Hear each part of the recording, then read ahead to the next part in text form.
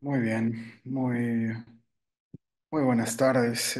Bienvenidos todos a la Comisión A28 Lenguajes Audiovisuales. Quiero dar la bienvenida. Esta es, como bien saben, la 15ª edición del Congreso de Enseñanza del Diseño, que, como saben, su gestión se realiza bajo el marco del Instituto de Investigación de la Facultad de Diseño y Comunicación de la Universidad de Palermo. El instituto abarca tres áreas: formación de posgrados, maestría, doctorado y posgrado, postdoctorado multidisciplinario en diseño, actividades de investigación, que son las que se llevan a cabo delante del programa de investigación con sus más de 25 líneas, que luego se publican en los cuadernos del Centro de Estudios de Diseño y Comunicación, actividades de difusión y proyección, como este congreso, la red de investigadores en diseño, a la que invitamos a que se sumen, entre otras. En síntesis, desde las muchas actividades del Instituto de Investigación ofrecemos capacitación de posgrado hasta postdoctorado, publicaciones para difundir sus investigaciones y un espacio como la red de investigadores a la que sumarse y dar a conocer sus trabajos. En ese sentido, el Congreso, como espacio de difusión y proyección, tiene como finalidad compartir experiencias, planificar acciones conjuntas, plantear temáticas relevantes y concretar proyectos académicos e institucionales destinados a enriquecer la formación de los diseñadores del continente e impactar favorablemente en la calidad del ejercicio profesional de todas las áreas del diseño y la comunicación. En ese marco, como ya les decía, damos inicio a la comisión A28, Lenguajes Visuales. Mi nombre es Andrés Laguna, voy a tener el gusto de coordinar esta comisión y además, bueno, voy a disertar en ella finalmente. Bien, como ya les había anunciado a los disertantes, a los expositores fuera de cámara, vamos a comenzar con la exposición de Itzel Álvarez Contreras de México. Su disertación titula La interacción metafórica en representaciones gráficas de la divulgación científica. Itzel, muchísimas gracias. Como yo te lo había dicho, tienes 10 minutos. ¿Estás por ahí? Bien, muchísimas gracias. Entonces, Y muchas gracias. 10 minutos y bienvenida nuevamente. Gracias.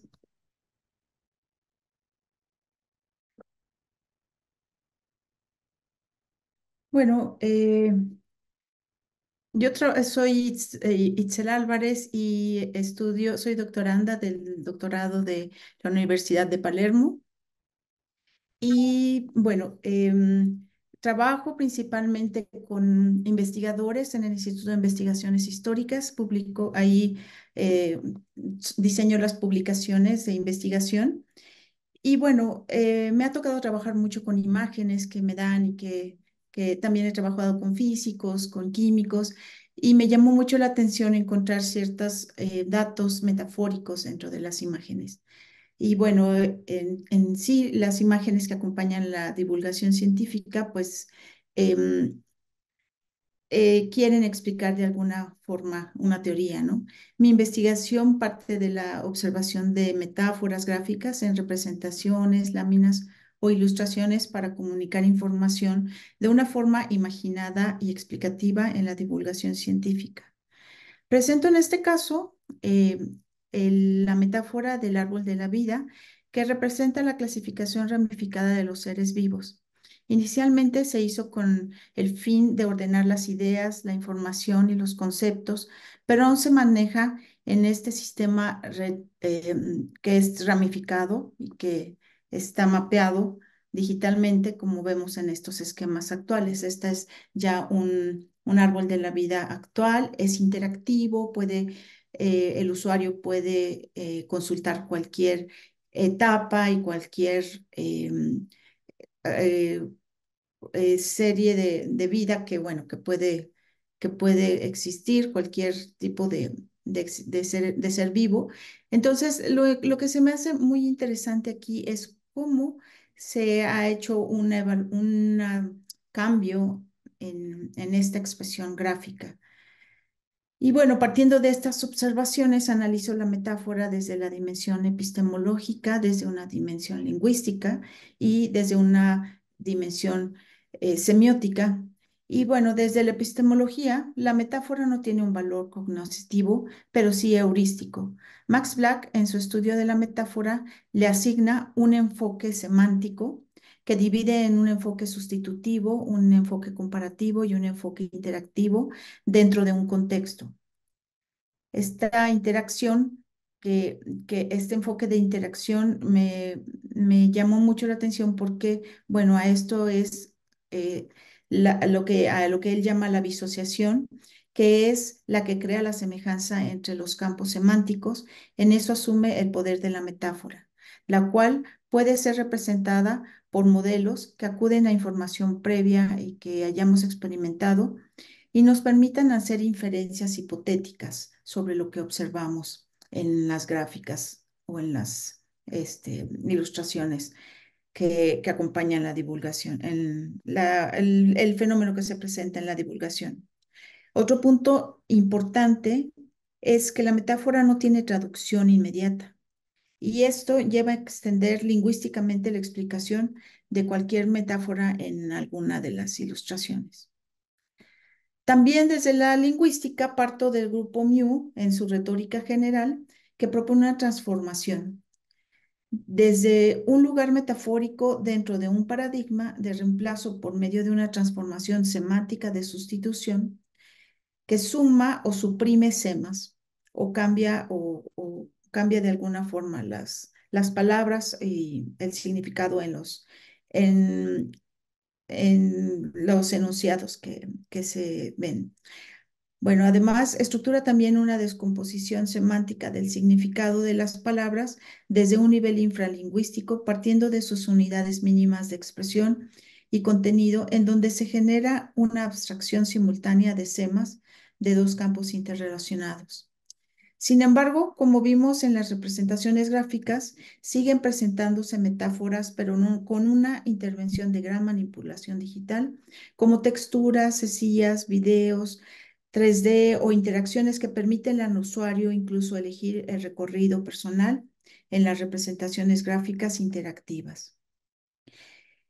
Esto me señaló que no es un caso lingüístico exclusivo, sino más bien cognitivo, puesto que se nos presentan por intervención digital y de forma abstracta por medio de modelos, reorganizando nuestros conceptos y conocimientos, acudiendo a nuestros conocimientos previos. Partí entonces de Jacobson y Lakoff en su análisis sobre metáfora conceptual o cognitiva y argumentando la construcción del conocimiento en Varela y la semiosis social en Verón.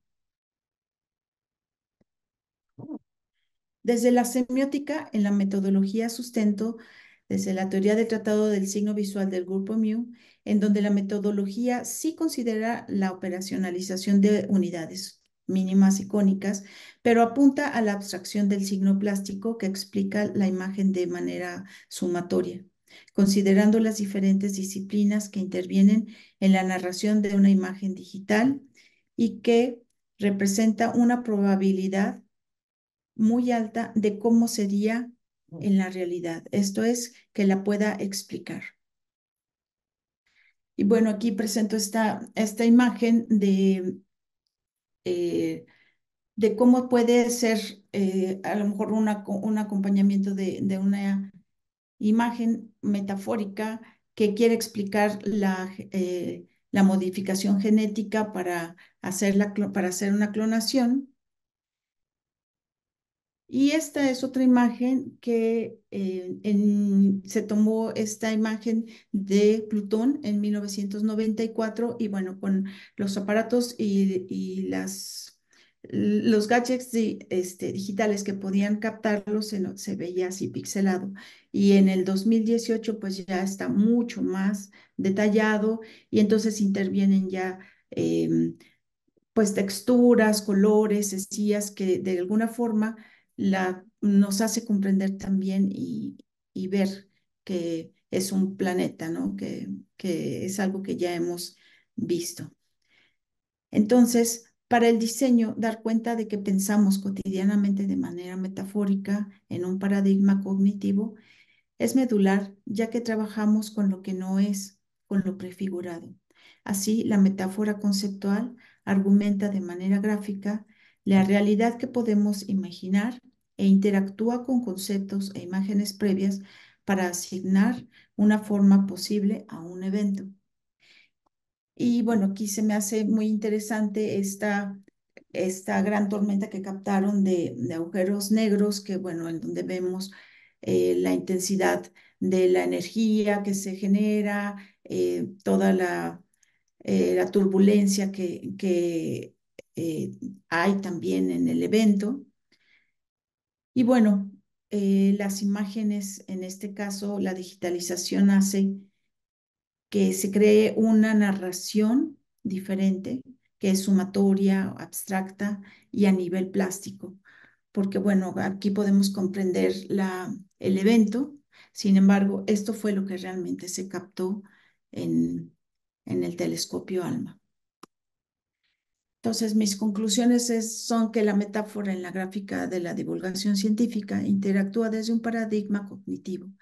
Se construye conceptualmente desde un grado percibido a un grado concebido por imágenes icónicas concretas en representaciones de abstracciones plásticas que son atravesadas mediáticamente por recursos tecnológicos para referir imágenes de la realidad. Muchas gracias. Muchísimas gracias, Itzel. Seguramente vamos a tener más tiempo para comentar tu exposición y discutir al finalizar la ronda de exposiciones. Les voy a pedir, por favor, a quienes están presentes que no se olviden compartir sus preguntas en el chat. Y así podemos ir conversando con Itzel y nos comenta un poco más de su investigación. Bien, el siguiente expositor es Luis Brun. Él viene en representación de la Universidad Privada Boliviana y su disertación titula Estéticas de la imagen en el crecimiento de la inteligencia artificial generativa. Luis, bienvenido. Tienes, al igual que Itzel, 10 minutos. Bien. Muy bien, gracias Andrés y no, nuevamente un saludo a todos los colegas que están con nosotros. Bueno, yo voy a hablar sobre lo que es la estética de la imagen en el crecimiento de la inteligencia artificial. Em, Podríamos denominar el crecimiento de alguna manera comercial que ha tenido la inteligencia artificial, ¿no? Se podría aclarar eso. Porque pues esto es un fenómeno tecnológico que viene de mucho tiempo, del que vamos a hablar también, o este punto que es el que vamos a mencionar. Em, Como mencionaba Andrés, yo trabajo en la Universidad Privada Boliviana en el Laboratorio de Comunicación Transmedia y en la universidad desde el año pasado estamos con como una premisa de prestar atención pues prioritaria a lo que es la inteligencia artificial como fenómeno de generación de contenidos en todos los niveles. Hay temas recurrentes que giran alrededor de esto y que han sido tema de, de trabajo, discusión ya desde la pandemia y se ha obviamente amplificado el año pasado, el 2023, que es, bueno, a partir de la novedad y desde un punto de vista positivo y también em, em, como de promoción, ¿no? De estas nuevas tecnologías, a partir del hecho de que agilizan procesos. Este es uno de los temas más importantes, especialmente en la generación de contenidos, por ejemplo, en el ámbito de la comunicación y del marketing, la democratización de medios expresivos, ¿no? Que también se ha hablado de la democratización del arte, ya vamos a hablar un poquito de eso también, impacto en el ámbito laboral y propiedad intelectual. Estos temas son recurrentes, van a aparecer obviamente en la reflexión que yo realice, pero no son, em, no voy a enfocarme en ellos, sino en un ámbito un poco más relacionado con lo que son los procesos de creación y las dimensiones un tanto más em, expresivas que puede tener la imagen generada por inteligencia artificial. Partiendo de la idea de que la tecnología, ¿no? Para empezar, siempre ha estado como de la mano de los medios expresivos, del arte, es decir, no es algo nuevo en realidad. em, Ahí, por ejemplo, tengo una imagen de la primera, o una de las primeras selfies de la fotografía en el siglo XIX. Al lado un artista suizo, Jean Tinguely, que, bueno, hacía como una aproximación un tanto más satírica a la relación de la máquina con el arte. Pero la idea de hablar de la fotografía al inicio es plantear también un poco las preocupaciones y también el entusiasmo que puede existir hoy en día con la inteligencia artificial, así como pasó con la fotografía en el siglo XIX. Hubieron también em, crisis en cuanto a la idea de la técnica en la generación de imágenes. También hubo, por ejemplo, críticas en las que se habló de que los fotógrafos eran, por ejemplo, pintores frustrados, hasta que la fotografía encontró su lugar, especialmente en la parte comercial, también en la parte artística. Y hoy en día estamos en un mundo en el que podríamos hablar de la postfotografía, en la que paradójicamente hay cada vez más fotografías y fotógrafos, pero las características o bases con las que ha surgido ya no son necesariamente las mismas, ¿no? Con esto quiero plantear el hecho de que mi punto de vista no va a ser celebratorio ni tampoco em, pues negativo o fatalista respecto a este tipo de tecnología. Hay una cosa importante también, volviendo un poquito a conectar épocas, ¿no? Con lo que Walter Benjamin había denominado como la reproductibilidad técnica, esto que hacía que las obras de arte puedan perder el aura. Y lograr una apropiación a partir de la reproducción masiva, ¿no? Es decir, la obra única había desaparecido.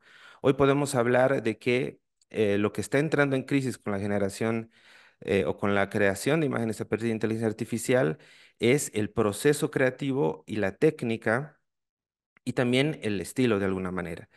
Es decir, esta probablemente yo creo que es una revolución parecida a la fotografía que tiene, yo creo, igual de implicaciones em, eh, y va a ser trascendental para el futuro, de la misma manera o tal vez un poco más, pero tiene características diferentes porque pues son estos elementos que he mencionado los que pues entran en discusión. Ahora ya no es tanto la capacidad de reproducción o de difusión o la copia en realidad, ni tampoco la apropiación propiamente dicha es algo que pues se ha masificado, sino estamos hablando de una tecnología que además participa del proceso creativo o se cree que podría ser parte del proceso creativo y además creando obras únicas, en este caso no copias, sino obras únicas.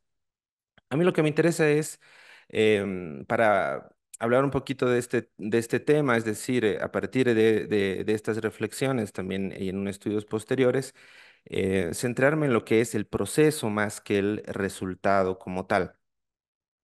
Algo que en el entusiasmo de las nuevas tecnologías se viene dando un poco, ¿no? Es decir, el hecho de que sean tecnologías que faciliten los procesos y que sean mucho más rápido el poder crear imágenes, pues muchas veces nos lleva a centrarnos en el resultado de estas aplicaciones o de estos sistemas neuronales o redes neuronales y no en el proceso que están generando, ¿no? Aquí este es un ejemplo que me gustó mucho mencionarlo, tal vez conocen a Harold Cohen, este es un artista británico que desde 1995 desarrolló lo que se le denomina como un software, no es una red neuronal, pero es un software que él ha ido educando o alimentando con información acerca de su técnica, de las técnicas que él tenía de dibujo y lo ha ido programando porque además de artista es programador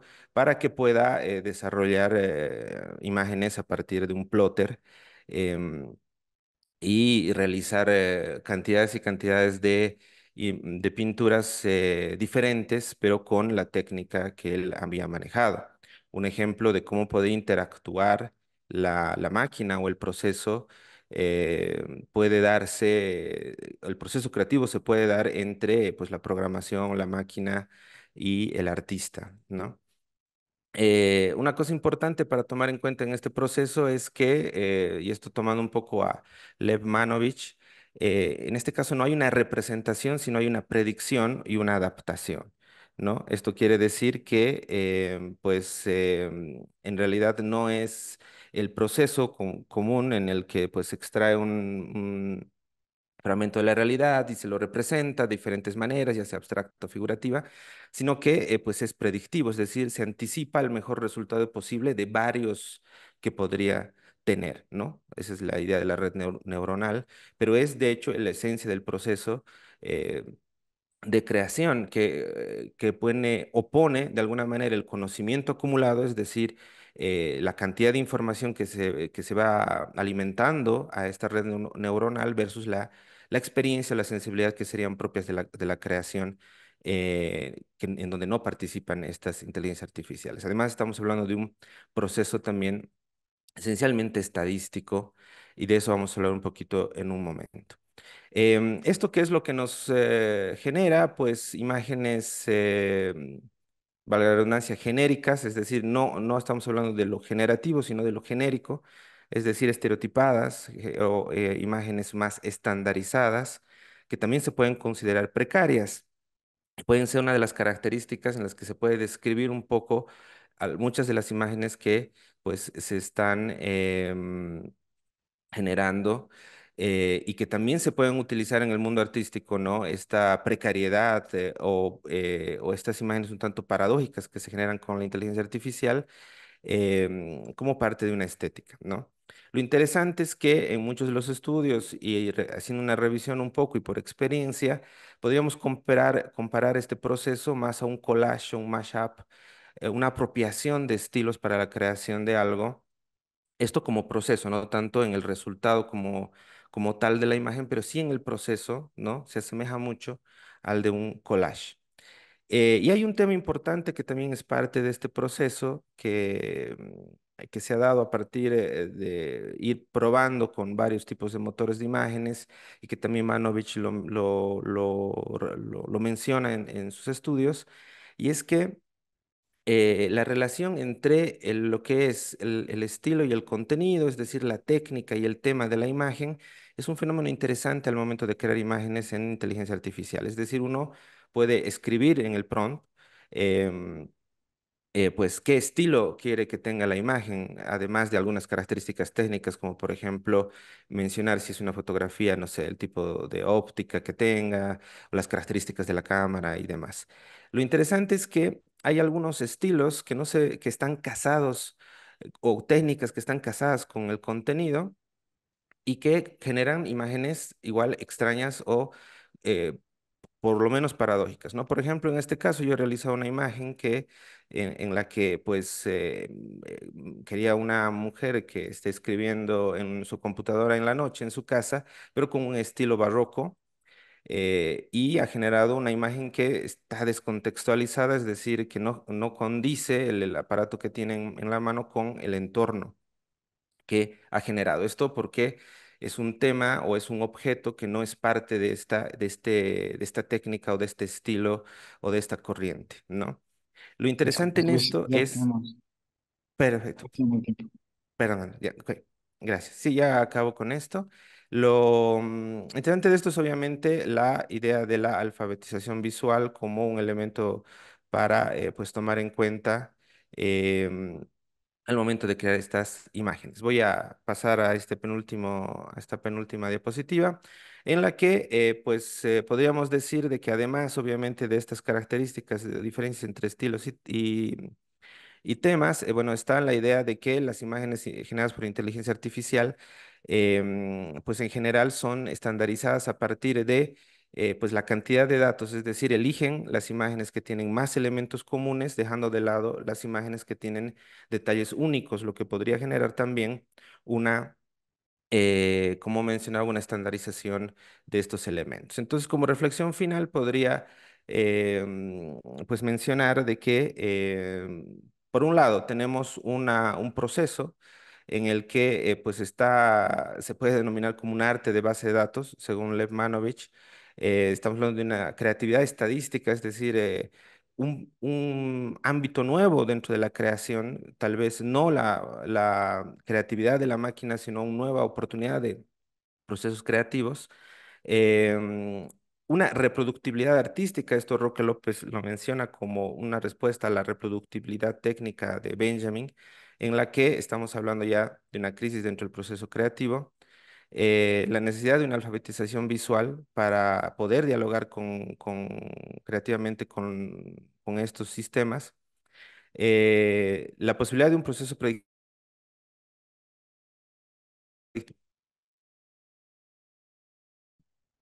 la posibilidad de un proceso predictivo sesgado que pueda tener este tipo de problemas y por último una reconformación del imaginario visual a partir de estos elementos que yo he dado. Es decir, repensar un poco la imagen y repensar los procesos que se pueden generar a partir de la masificación de estas imágenes.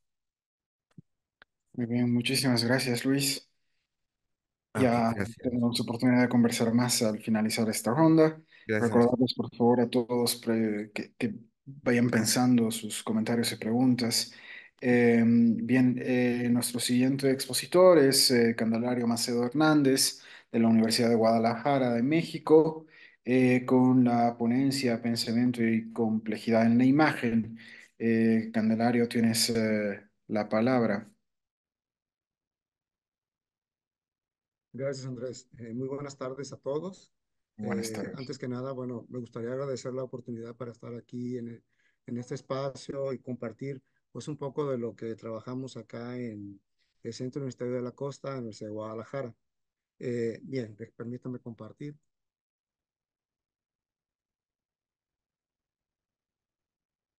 Muy bien, permítame tantito. Bien,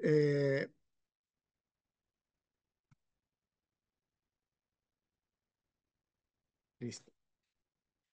El tema con el que estoy trabajando actualmente tiene que ver con eh, el desarrollo de la imagen, pero vista desde un punto de vista de la complejidad.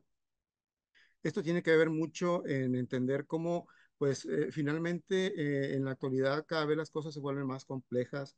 La imagen, como parte de una serie de fenómenos que están ocurriendo en la actualidad, pues vemos cómo de pronto no es un artefacto que es meramente simple y observable, sino que se convierte cada vez más en un elemento con muchísimas capas, multidimensional de alguna manera.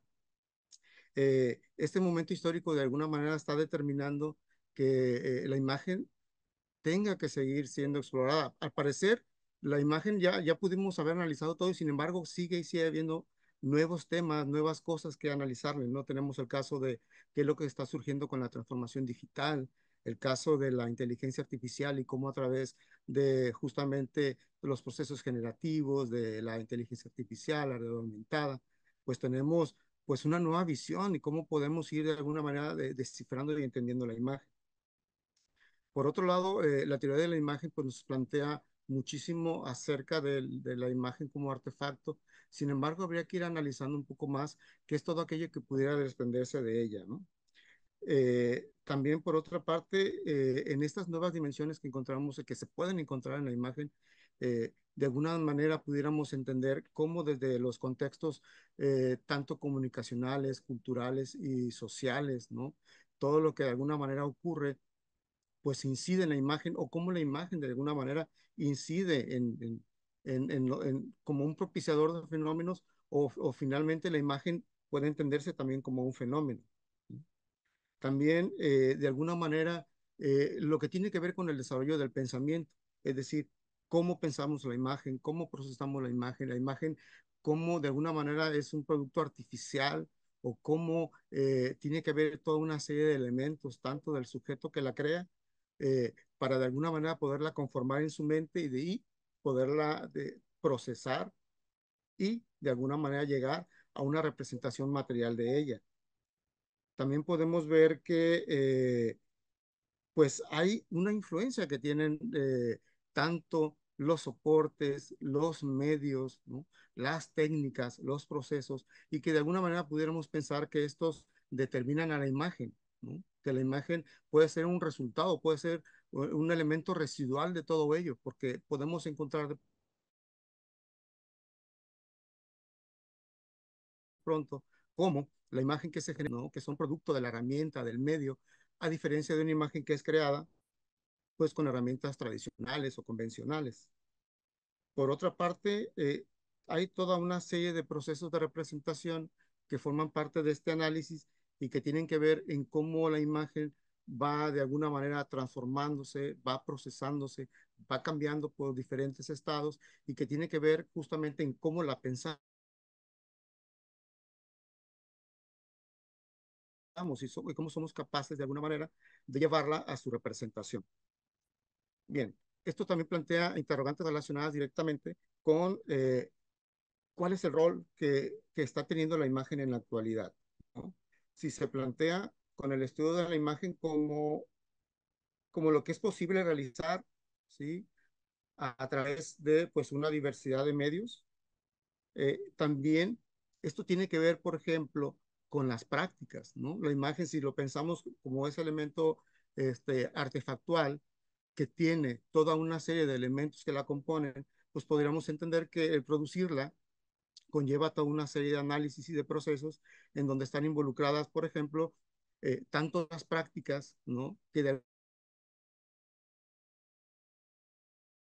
lo vemos de una manera mucho más masiva con la inteligencia artificial.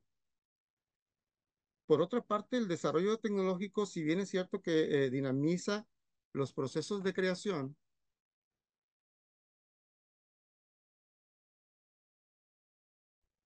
eh, de la imagen, habría que plantearlo hasta dónde la imagen puede ser autónoma o hasta dónde la imagen puede ser dependiente, ¿no?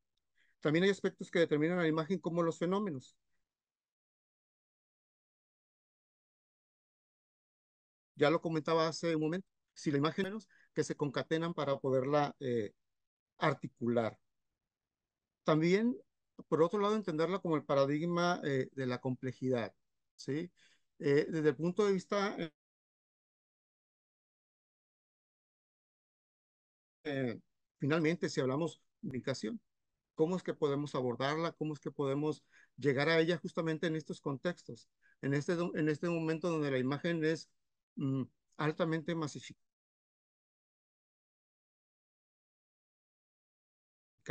en donde vemos que en la imagen tiene una gran trascendencia, que bueno, cada vez está más al alcance de la mayoría, ¿no? No solamente es algo que puede de alguna manera generar un experto, lo vemos con toda la oferta de aplicación y de alguna manera son procesos cada vez más fáciles de poder llevar a cabo. En ese sentido, la complejidad de la imagen,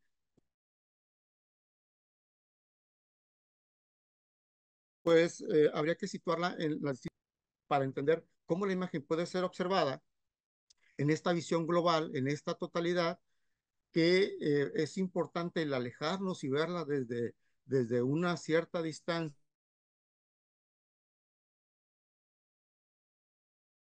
para entender cómo es que está constituida. Distintas dimensiones de la imagen, el nivel micro nos permite llegar a cada uno de los distintos elementos que la componen, ¿no? Podemos ver que ahí suceden toda una serie de eventos, de situaciones, de causas, efectos, pues tratar de entenderlo, ¿no? Y finalmente, toda una serie de componentes que están ligados a esta visión muy particular y a nivel micro de la imagen. Sin embargo, también tenemos el nivel meso, ¿no? En donde, bueno, tenemos una observación de relaciones contiguas y la vemos en todas las posibles trascendencias que ésta pudiera tener, ¿no? De ahí entonces partimos en la idea de que la imagen no solamente es el artefacto, abstracto, sino toda una serie de cosas que están realmente en la imagen. Desde el punto de vista de lo complejo, pueden estar incorporadas en este caso en el espectador, en el actor que la produce, ¿no? Entonces hay pues una suerte de complejidades que se van interrelacionando. La idea de entenderla como sistema, ¿no? El sistema complejo, el sistema que de alguna manera es también sistémico porque tiene toda una serie de relaciones que van generando efectos en el corto, en el mediano y en el largo plazo. ¿En dónde lo vemos? Pues en fenómenos como los memes, como un montón de cosas que surgen en la Internet, ¿no? Y estas relaciones pues dinámicas pues no necesariamente tienen que ser lineales, de alguna manera son totalmente en un sentido direccional, pues pueden ser no ordenadas, no desordenadas. Para este proceso, bueno, se integra toda una serie de metodologías, ¿no? Que es relevante para poderlo llevar al proceso de enseñanza-aprendizaje, ¿no? Y es importante comentar en este poder hacer un fortalecimiento del programa operativo de la licenciatura en diseño para la comunicación gráfica en el Centro Universitario de la Costa de la Universidad de Guadalajara. Esto, de alguna manera, para irnos ubicando en cuál es en la actualidad, cómo la podemos entender, cómo podemos ir avanzando en todos esos procesos y de alguna manera generar esta visión de lo complejo, ¿no? De ahí que, bueno, está esta relación pensamiento, visualidad, complejidad, ¿no? Que tiene que ver desde cómo la registramos desde el punto de vista de los datos, cómo la entendemos como es un artefacto visible, cuáles son los procesos de análisis que están relacionados. Por ejemplo, la integración de procesos morfológicos o técnicas como el análisis morfológico para clasificar y también toda una serie de elementos que están de alguna manera subyacentes a la propia imagen. Esto también tiene mucho que ver con, desde el punto de vista de la teoría asociaciones, toda una serie de elementos, de conceptos y de ideas para poderla eh, componer, para poderla crear, para poderla desarrollar, desde donde partimos, desde los referentes y cómo de alguna manera más son estos elementos de alguna manera que alcanzan una materialidad, ya sea en lo digital o ya sea en lo físico, sino toda esa serie de significados que tienen. Y que por otro lado también para poderla llevar a cabo, pues requiere, si no se plantea toda una serie de recursos, de herramientas, de metodologías para que esta pueda ser llevada a cabo. El caso del análisis semántico es traer el proceso del análisis semántico como se hace en el análisis cualitativo, lingüística, desde el texto hasta la imagen, ¿no? La implementación de todas estas técnicas que tenemos, ya sea ordenadores gráficos, por ejemplo, mapas mentales, o las rutas semánticas, el uso de moodboards. Finalmente, todo esto son recursos para facilitar un dominio de la complejidad. Esto nos lleva a la idea de un modelo que puede permitir eh,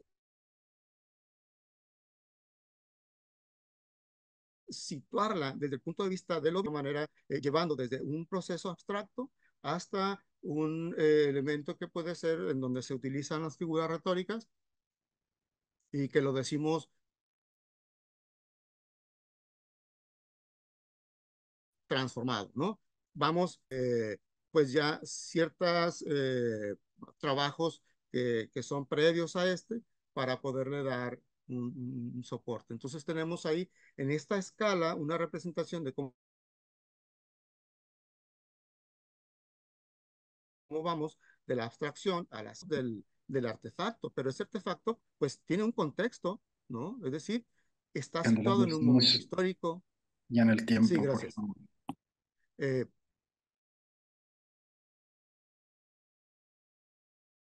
hay un propósito, hay un produce, ¿no?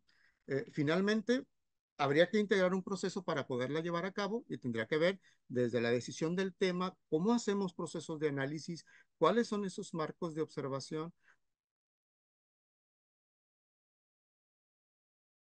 cómo es que podemos representarla, ¿no?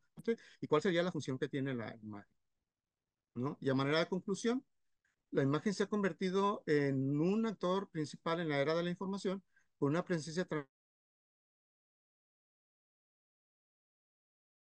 transversal en los ámbitos digitales y presencia de poder comunicativo y expresivo.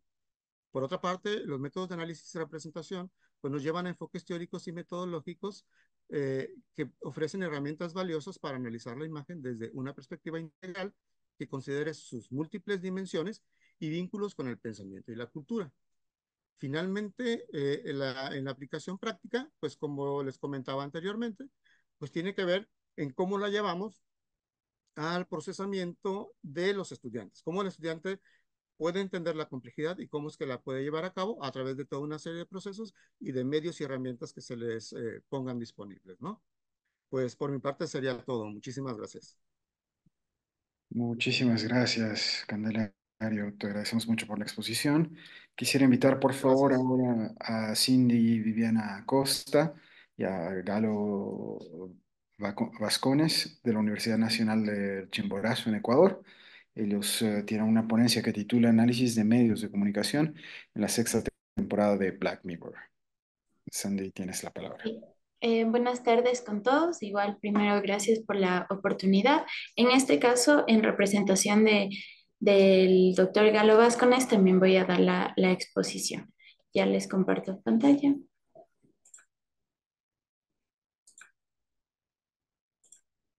Ya, ¿me confirman, por favor, si se puede ver? Se ve, no está todavía en presentación, pero Ya, ahí sí. ahora sí. Ya, listo. Bueno, nosotros partimos en este caso el análisis de los medios de comunicación a partir de la temporada de la serie Black Mirror. Como ustedes pueden observar aquí, hemos recogido algunas imágenes representativas de los 5 capítulos de esta temporada. Para darles una breve introducción, la serie Black Mirror a través del tiempo ha representado una evolución de los medios de comunicación, pero también de la tecnología, donde las diferentes narrativas que pasan, incluso de mostrarnos una visión sobre la serie que se transforma en nuestra vida para lo digital, también en esta sexta temporada resalta el periodismo de investigación, la conexión con el espacio e incluso en escenarios distópicos, un demonio que promete un apocalipsis. Pero ¿cómo se conectan estos capítulos y la influencia de los medios de comunicación? Si bien a partir de su desarrollo se presentan diferentes tecnologías y también herramientas digitales, es ahí donde se permite un análisis desde la evolución que tiene todo este ámbito comunicacional y cómo se lo explora a partir de diferentes paradigmas que nos muestran los elementos del presente. Para esta propuesta se ha utilizado primero una revisión documental y bibliográfica.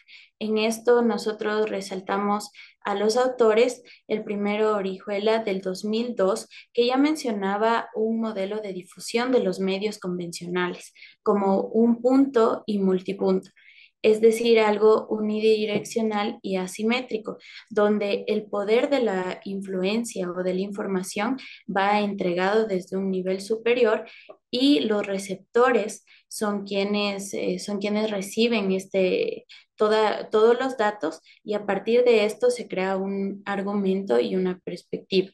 También después este modelo evoluciona y se conoce ahora ya la parte multidireccional y simétrica, que se mide a partir de la interacción que tienen tanto los receptores como la persona que emite los mensajes y en este caso los medios de comunicación que presentan las imágenes, los textos en un ambiente digital donde ya no se trata simplemente de la línea de comunicación tradicional, sino que va más allá con el acceso a nuevos medios digitales y también a la interactividad con las personas y con la audiencia que ahora se ha vuelto pues ya no solo consumidora, sino también productora de nuevos contenidos y alineado al proyecto que nosotros analizamos, tenemos Netflix que presenta incluso en uno de sus capítulos un sistema cómo ellos manejan toda esta parte de streaming y cómo hacen que se vuelva ya algo interactivo, más allá de simplemente entregar una película o entregar una serie. También tenemos a otro autor, Carlón, del 2012, que explica cómo los medios construyen una estrategia de uno para muchos. Si ustedes se fijan en esta parte de las imágenes, uno de los capítulos de esta sexta temporada se llama Joan es horrible y al mismo tiempo se creó un sitio en el que cualquier persona en el mundo podía poner su fotografía y se actualizaba el nombre de la persona con el título para tener como un sistema interactivo. Entonces, si nosotros lo relacionamos, se trata de lo que entrega la plataforma de streaming o el medio de comunicación a la audiencia y cómo ellos pueden utilizarlo. Así también, este autor mencionaba que los medios de comunicación van más allá, entonces ya no se encargan simplemente de dar un mensaje, sino que programan progresivamente la vida social y establecen una oferta restringida. En otro capítulo también denominado Missy Day, que se trata de una periodista, podemos identificar esta parte, la oferta restringida. Ella intenta capturar una imagen, obtener la primicia de una noticia y es ahí donde este tipo de labor lo vuelve más individual, ya que el resto de los periodistas en el desarrollo del capítulo simplemente trata de conseguir como la información, pero no se realiza un periodismo investigativo completo. Ya. También parte de la propuesta está el análisis de contenido con focalización en la descripción de cada uno de los capítulos y sobre todo aquí tenemos las imágenes donde encontramos las herramientas de los medios de comunicación. En el lado derecho que ustedes pueden ver está el capítulo de Missy Day, que justamente es una época más antigua, pero vemos un periodismo tradicional. Desde que buscamos la primicia, se obtiene la fotografía, luego el procesamiento de datos y en cambio lo relacionamos con el otro capítulo que se llama Lodge Henry del lado izquierdo, donde vemos ya un equipo profesional mucho más avanzado, pero sin embargo también se muestra en el desarrollo de la historia algunos medios tradicionales y cómo utilizan ellos, por ejemplo, aquí los volantes, el periódico, para obtener la información y crear un documental que, por ejemplo, nosotros vemos en la actualidad que es lo que más se utiliza y que se ha recurrido a este recurso de los audiovisuales para demostrar también los mensajes, las historias o lo que el periodismo de la antigüedad no podía capturar, no podía obtener o no se podía contar por la restricción justamente a la tecnología. Después también nosotros de nuestra investigación y de este análisis, pues se propone obviamente después de cada temporada y cómo se ha conectado a través de las apariciones de los diferentes medios, también esta interacción entre la audiencia, la tecnología y cómo confluye todo en un mismo entorno digital.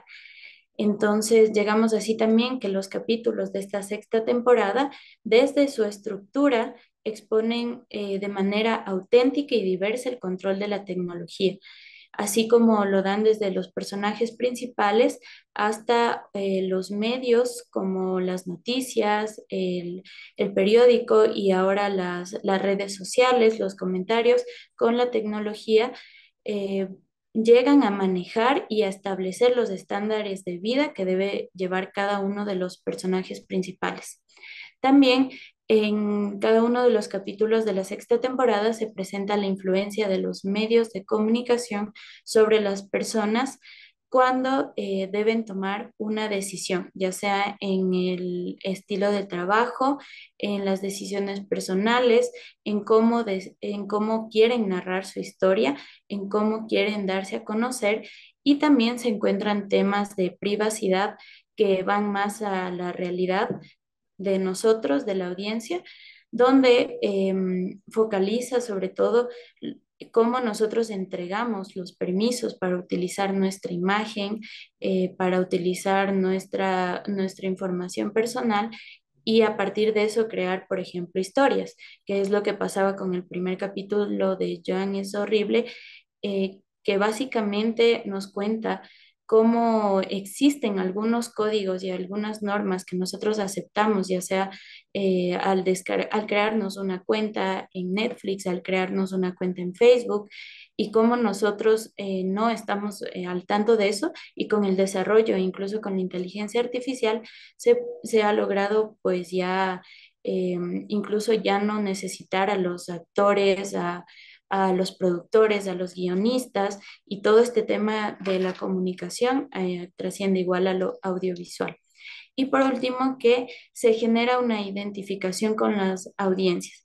Es decir, la influencia y la aparición de los medios de comunicación en toda la temporada nos presenta ya no un modelo en el que alguien tiene el poder total de manejar la información o de presentar, como lo que podemos ver en algunos casos, las noticias como ellos quieran construirlos, sino que a medida que avanza la tecnología, la audiencia puede ser cada vez más parte de los contenidos y también ayudar a configurar las historias que vamos a ver, de manera que se puedan relacionar y que puedan llegar a que ellos vean un contenido y se interesen inmediatamente, incluso a veces sin la necesidad de mostrar un tráiler o de mostrar, por ejemplo, en el caso de las series, sin tener muchos capítulos que tengan secuencia, simplemente contar diferentes historias en diferentes momentos donde los medios de comunicación fueron el punto principal. Gracias. Muchísimas gracias, Sandy. Em, Como les decía, al finalizar esta ronda de exposiciones, vamos a comenzar la ronda de preguntas y ahí seguramente vamos a poder conversar un poco más. Muchas gracias, Sandy. Ahora quiero darle la palabra a los siguientes ponentes, que son Edwin Alberto Marín Cantillo, Juan Diego López Medina, Juan Manuel Mesa Posada, del Instituto Tecnológico Metropolitano de Colombia, con la ponencia que titula El póster, criterios y elementos de construcción para la comunicación. Les doy la palabra, como bien saben, tienen 10 minutos y les agradezco mucho por su intervención. Muchas gracias, Andrés. Primero, hacer una aclaración. Somos de la Corporación Universitaria Remington y lo que hicimos nosotros fue una colaboración académico-investigativa entre Corporación Universitaria Remington y Instituto Tecnológico Metropolitano, ambas instituciones de educación superior de la ciudad de Medellín, Colombia. Aquí estamos entonces Juan Manuel, Edwin y yo sentados codo a codo, y por una cuestión práctica, pues yo voy a ser quien toma la vocería de nuestra participación. Lo que hicimos entonces es lo que en el modelo de investigación colombiano se llama un taller de creación, y es básicamente un acompañamiento que hace un docente o un investigador a un grupo de personas seleccionadas con algunas características específicas, que en este caso son estudiantes de un programa de ingeniería. A ver, que no está pasando la diapositiva, ahí está, de un curso de infografías, estudiantes de ingeniería en diseño industrial. Y lo que nosotros hacemos con ellos es mirar cómo confluyen o cómo se articulan maneras de comunicar con una intención determinada.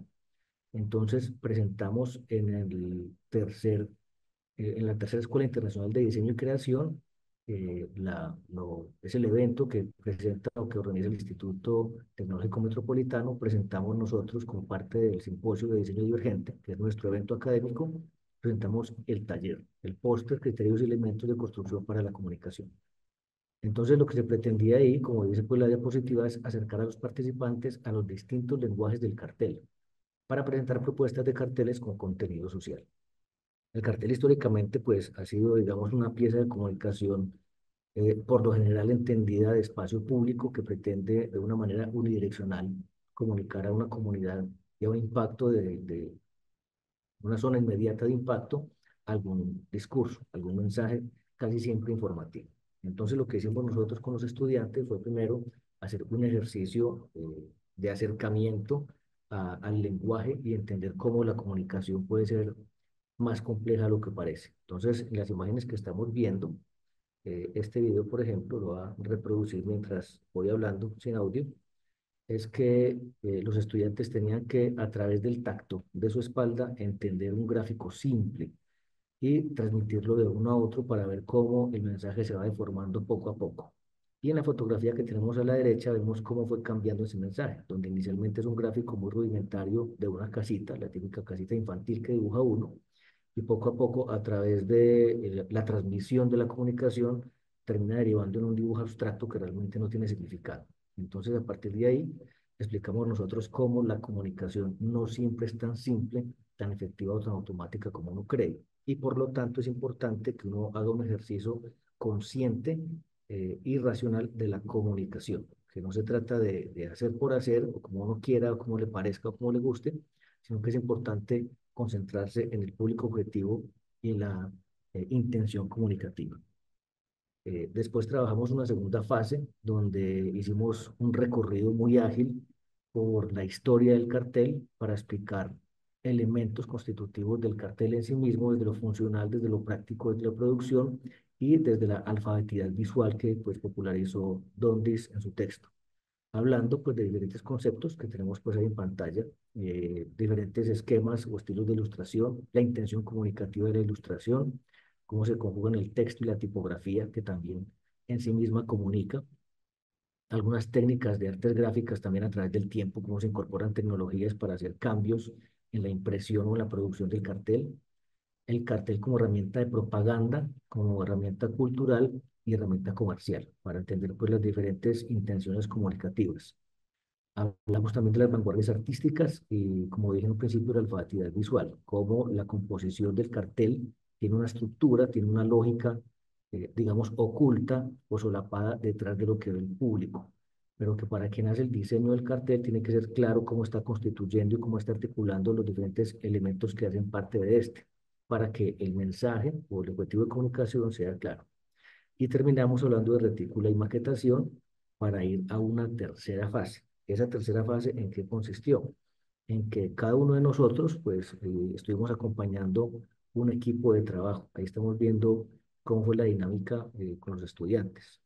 La intención era hacer un trabajo mixto entre aplicación de técnicas gráficas manuales, luego llevarlas a la digitalización en papel, perdón, en pantalla, y a partir de ahí ya componer los carteles digitales. Sin embargo, por cuestiones pues técnicas de la institución, se optó por dejar todo el ejercicio de manera manual. Y de hecho, pues a nosotros como talleristas nos pareció mucho más interesante el reto para los estudiantes que ya estaban acostumbrados pues a sus técnicas digitales, volver a usar lápiz, borrador, a medir con regla, a cortar papelitos, a hacer pues todo este tipo de ejercicios para ponerse de acuerdo y comunicar una misma idea. Entonces, en esta tercera fase se definieron los equipos de trabajo. Como suele pasar, inclusive había compañeros que entre ellos no se conocían, siendo el mismo curso. Y esto en principio es una barrera de comunicación, pero luego se convierte en una oportunidad. Lo que se hizo con ellos es que se pusieran de acuerdo por equipos y que identificaran un problema, una realidad social, dado que el ejercicio que nosotros aplicamos es el cartel social. En la segunda fase explicamos el cartel propagandístico, el cartel informativo y el comercial.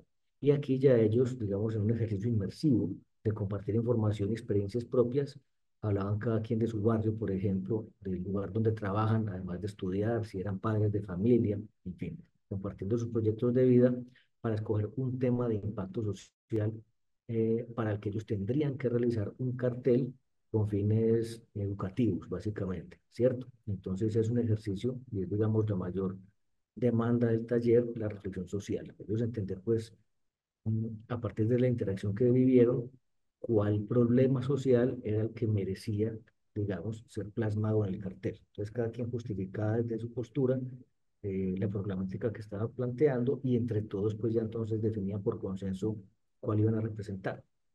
Y a partir pues de ese problema, entonces ya lo que hacíamos nosotros como talleristas era hacer el puente entre el problema social, las técnicas gráficas, que básicamente como vemos en las imágenes era usar colores, marcadores, lápices, borrador y un sustrato normal que es una hoja como llamamos aquí papel bond. No tenía pues ningún misterio ni ninguna sofisticación del ejercicio.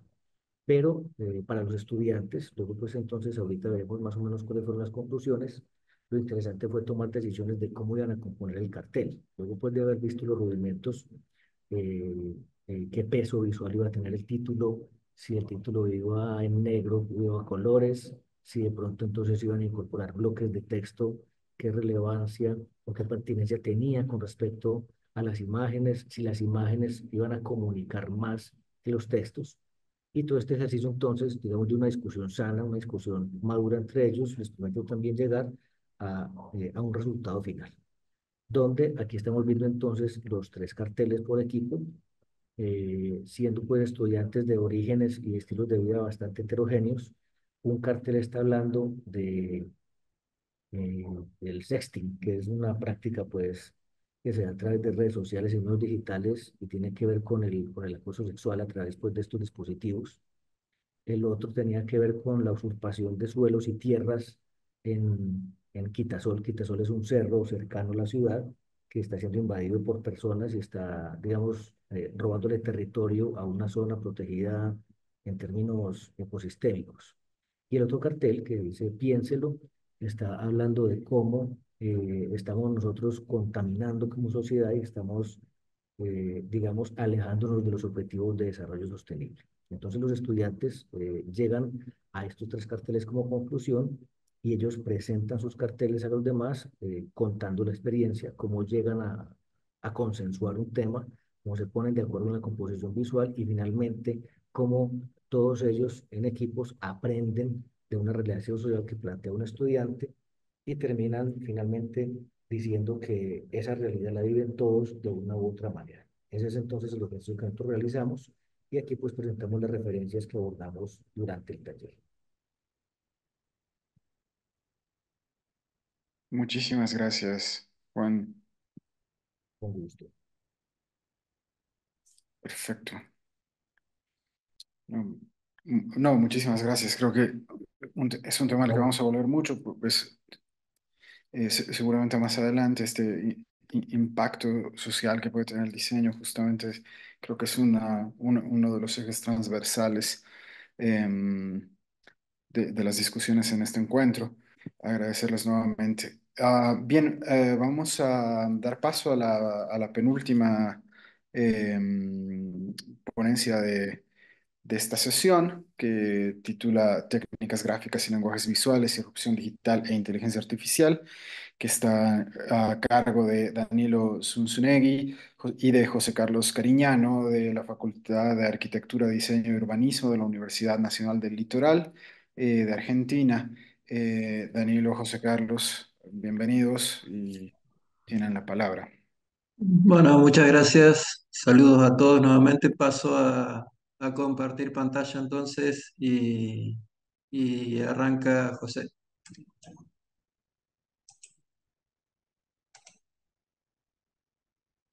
Bueno, buenas tardes a todos nuevamente. Nuestra propuesta plantea la evolución de las técnicas gráficas y su vínculo con los lenguajes visuales y de qué modo esta relación se modificó radicalmente, primero a partir del proceso de digitalización iniciado en los 90 y hace relativamente pocos años con el impacto o irrupción de la inteligencia artificial.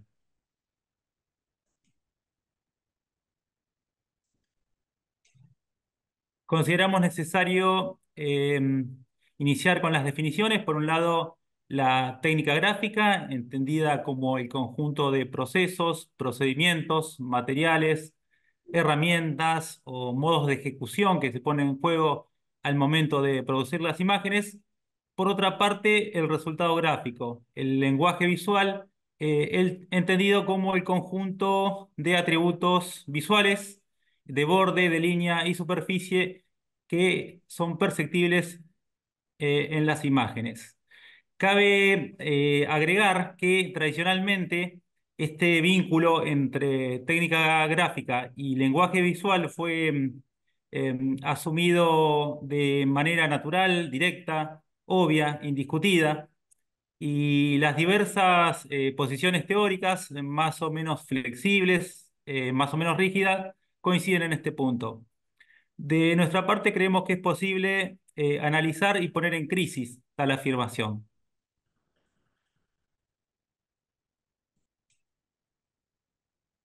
Bueno, la historia de las imágenes es también una historia de las técnicas gráficas que le dan origen. Hace 40.000 años aproximadamente, durante el periodo paleolítico, se realizaban las primeras imágenes como representaciones simbólicas y con ellas también nacían las primeras técnicas gráficas. En este caso, una suerte de combinación entre dibujo y pintura. Varios milenios después, en el tiempo, el hombre inventa el estarcido para plasmar siluetas de manos en distintas cuevas alrededor del mundo y posteriormente se van desarrollando técnicas como el mosaico, la silografía y el grabado en metal, la pintura al fresco, la fotografía y el collage, entre otros procedimientos.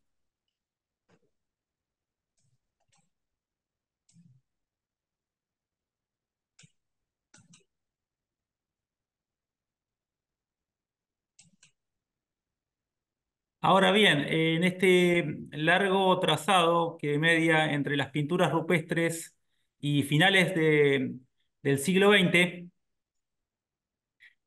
podemos decir que prácticamente técnica y lenguaje visual han transitado de la mano.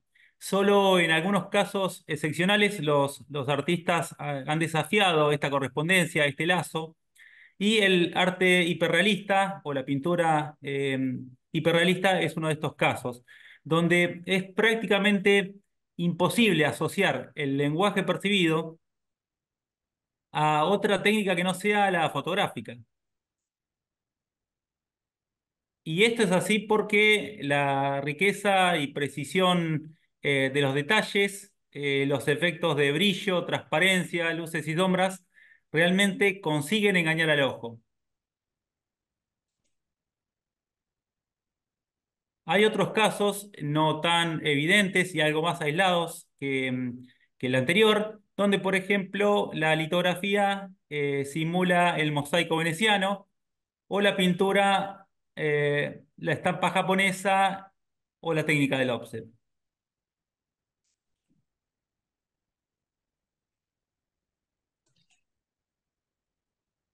Esta correspondencia de técnica en relación al lenguaje o lo que percibimos finalmente, como señalaba acá José, se da de una manera natural y directa con esas pocas excepciones como las que señaló, pero se va a dar fundamentalmente un quiebre en lo que nosotros podemos denominar como una primera revolución en este sentido de análisis, que va a ser esta revolución digital que vivimos todos desde los 90.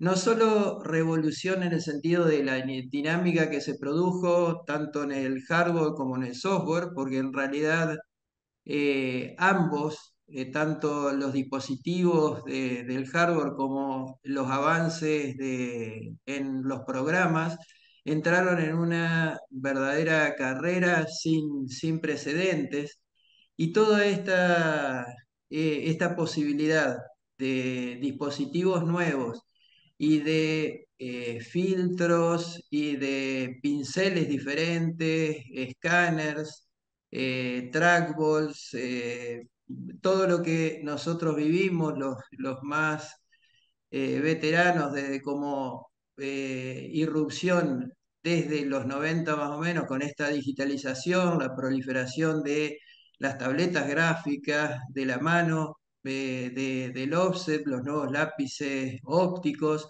todo eso fue acelerando de una manera muy, muy grande las posibilidades de herramientas al diseñador.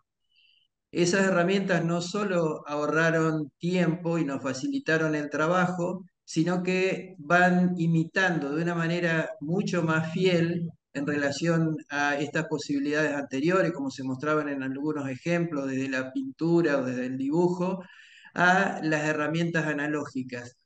Y ya le empieza a no importar tanto cómo se hace, sino realmente la producción final en el sentido de en los aspectos comunicacionales fundamentalmente.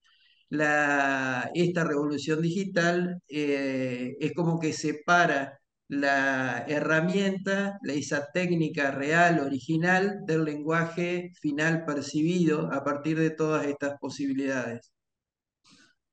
Ahora, si estas décadas desde los 90 las marcamos como realmente disruptivas, esta reciente irrupción, más allá de, decimos reciente por esta masificación o popularización, independientemente que sepamos que la inteligencia artificial arranca ya 4 décadas en realidad antes. Esta irrupción masiva de la inteligencia artificial creemos que constituye una verdadera revolución, mucho más fuerte aún que esta etapa de lo digital que hemos vivido desde la década de los 90. La inteligencia artificial generativa impacta en la creación de contenido artificial, ya sea texto, imagen, audio, video, como lo estamos viviendo hoy. Y el cambio es sumamente significativo, porque hasta en lo digital que veíamos recién, había que contar no solo con el hardware, sino también con algún tipo de preparación para el manejo de estas herramientas que tenían cierta relación con esta dificultad de aprender los programas o manejar. Y hoy, con una serie de instrucciones textuales, como hoy podemos resolver con un prompt, estas tecnologías generan resultados que son increíblemente precisos, sumamente diversos, en tiempos que son sumamente reducidos comparativamente. La capacidad de imitación sí nos plantea esta paradoja. Cuanto más convincente es la imitación, más se pone en crisis esta credibilidad. En el campo de la comunicación visual específicamente, esto significaría que el resultado y el impacto en el receptor ahora pasan a ser de alguna manera más importantes que ese proceso técnico real que puede haber detrás de la imagen. Esta inteligencia artificial libera en cierta medida al lenguaje visual de esa dependencia técnica, si hablamos de la gráfica, de la técnica gráfica tradicional, porque, como sabemos, se puede imitar de una manera muy, muy fiel cualquier método de producción con una precisión que sigue incluso cada día sorprendiéndonos más con las nuevas aplicaciones que aparecen o los nuevos resultados.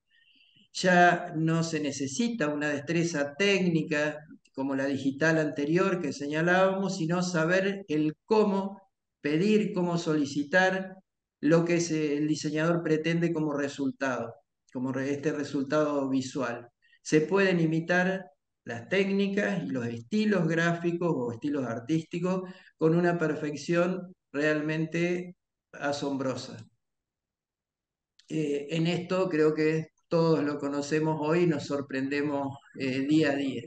Ahora, si planteamos la relación de esto que decíamos, la técnica gráfica original en relación al lenguaje visual final, el resultado final, se puede graficar, o lo que proponemos es sintetizarlo muy, muy en forma muy abstracta, por supuesto, en una línea de tiempo. Y ahí podemos señalar un larguísimo periodo analógico, que sería de los inicios de la civilización hasta esta década del 90. Y si bien hay algunos ejemplos atípicos que rompen un poco esta relación directa, como los que recién señalaba José, no deja de ser sumamente directa la relación hasta que el periodo de lo digital rompe significativamente con esta correspondencia, aparecen estas posibilidades de engañar al receptor con un resultado totalmente distinto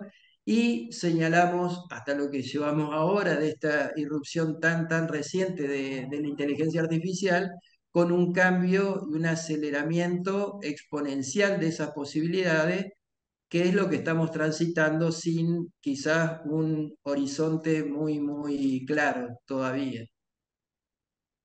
En conclusión, lo que nosotros pretendemos como poner arriba de esta mesa de discusión de los docentes y qué rol en cuanto a lo que tenemos que enseñar, más allá de lo netamente terminológico, respecto de hablar de técnica gráfica o de lenguaje visual percibido.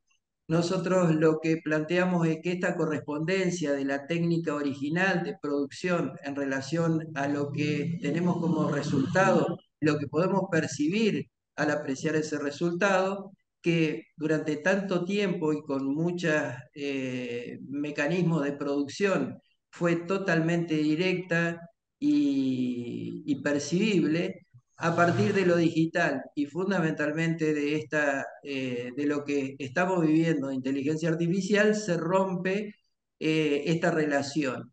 Y ahí es que creemos que por los resultados, las posibilidades de, a partir de inteligencia artificial, de imitar de una manera sumamente fiel resultados gráficos que tenían que ver con técnicas sumamente complejas, es lo que hace que hoy se tenga este escenario en el cual nosotros consideramos humildemente que al alumno sería sumamente importante involucrarlo más, independientemente que todo el conocimiento histórico y de lo aportado a partir de los diferentes procedimientos técnicos a lo largo de la historia siguen siendo válidos, necesarios para conocer. Lo importante a nivel de el manejar estas herramientas que sabemos que vinieron para quedarse, sí o sí, es capacitarlos al conocimiento de esas características que recién señalábamos, de línea, borde, superficie, que tienen que ver con la percepción de estos lenguajes actuales y conocer las posibles connotaciones.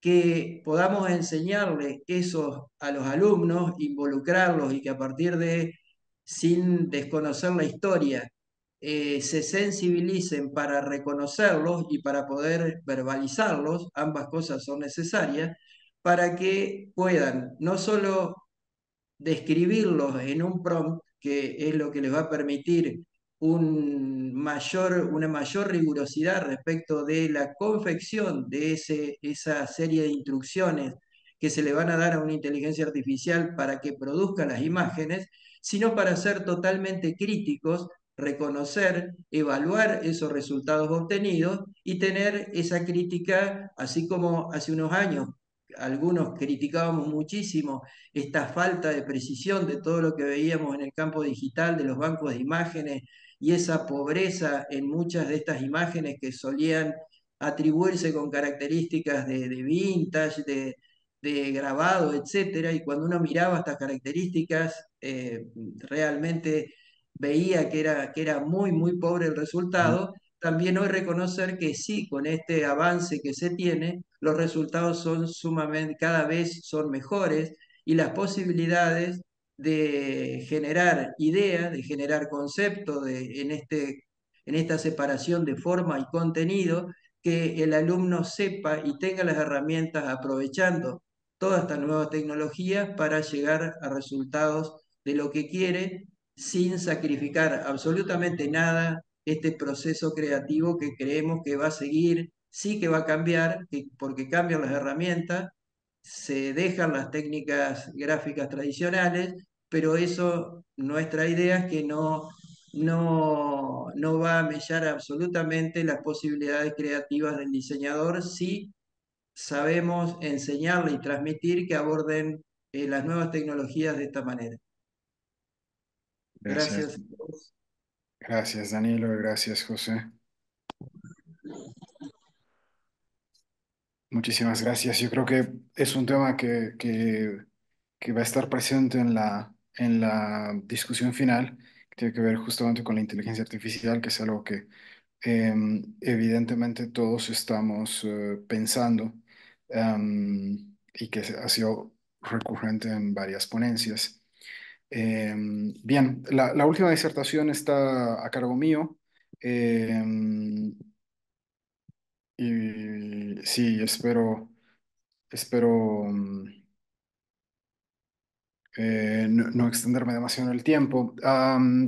En este caso, mi disertación tiene que ver más con un estudio historiográfico, justamente más bien relacionado con la historia del cine, que se titula Rebobinar, reescribir por otra historia del cine en Bolivia.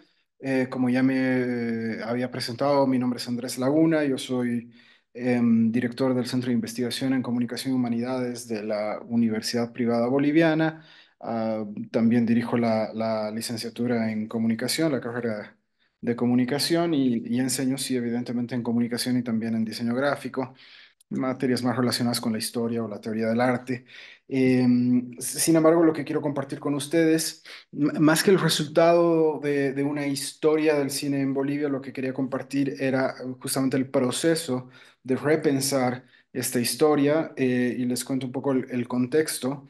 En el centenario de la independencia de Bolivia se publicó un libro que tienen ustedes acá, que es conocido justamente como el libro en el primer centenario de la independencia, publicado en el gobierno de Bautista Saavedra, un gobierno liberal, dicho sea de paso, por tanto hay una suerte de intento de intentar catalogar, ordenar, clasificar absolutamente todo lo que tenía que ver con Bolivia, ¿no? Desde sus artistas más importantes hasta la gente que se consideraba más relevante para su historia, datos demográficos, datos sociales, etcétera, etcétera, etcétera. Em, ya desde hace algunos años, desde la vicepresidencia de la República, todavía en el gobierno de Evo Morales, cuando Álvaro García Linera era vicepresidente, se impulsó lo que hoy se conoce como la Biblioteca del Bicentenario de Bolivia. La Biblioteca del Bicentenario quizás es una de las iniciativas más encomiables que se hayan realizado en este país.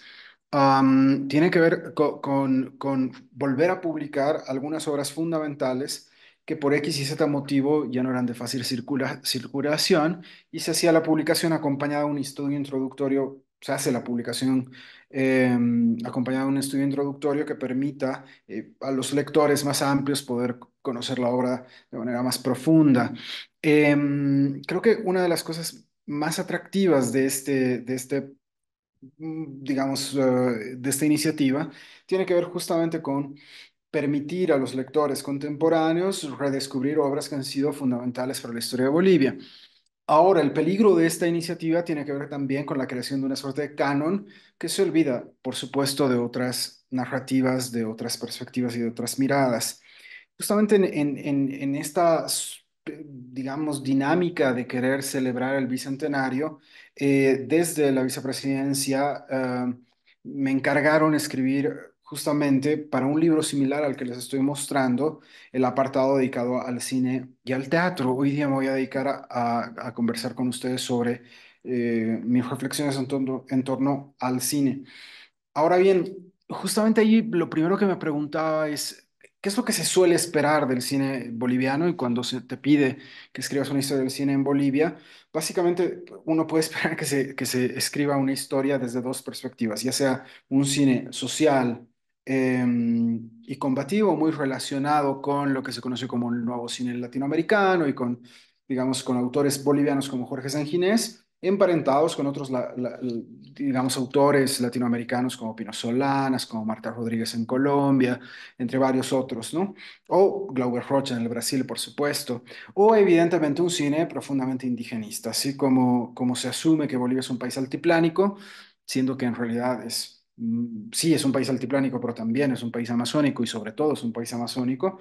eh, Existen una serie de clichés. Por tanto, el primer reto era plantearnos si debía perpetuar estos clichés o más bien comenzar a problematizarlos.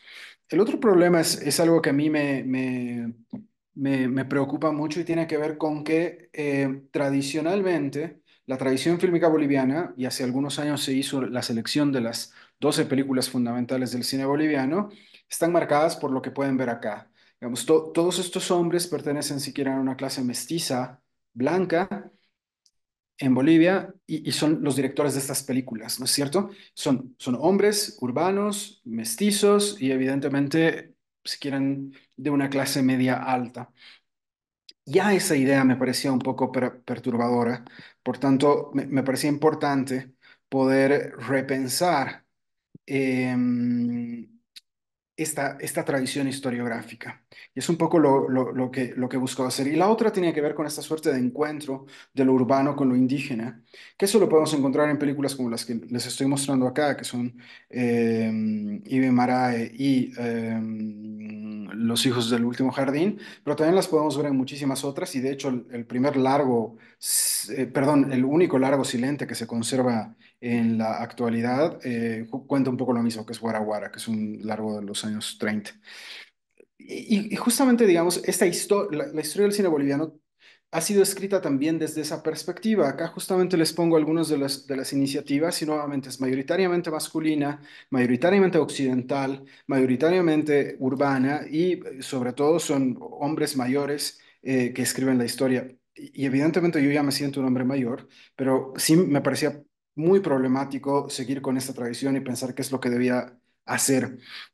Y evidentemente nos enfrentamos igual a un gran reto que es cómo pensamos un cine nacional en tiempos postnacionales o transnacionales. O sea, cómo seguir hablando de una tradición nacional y hacernos la gran pregunta, ¿qué es un cine nacional en este tiempo? Y en este caso un cine nacional boliviano.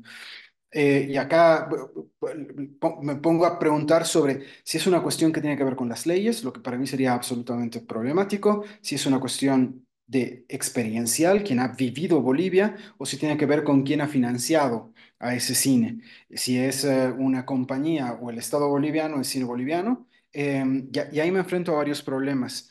Luego otra cosa que parecía importante en esta suerte de ejercicio historiográfico nuevo, es tratar de desmontar esta suerte de jerarquía entre la ficción sobre la no ficción y también lo basado en los hechos reales, ¿no? Esta suerte de lectura moral que podemos tener de cierto tipo de tradiciones, a lo que no voy a entrar demasiado.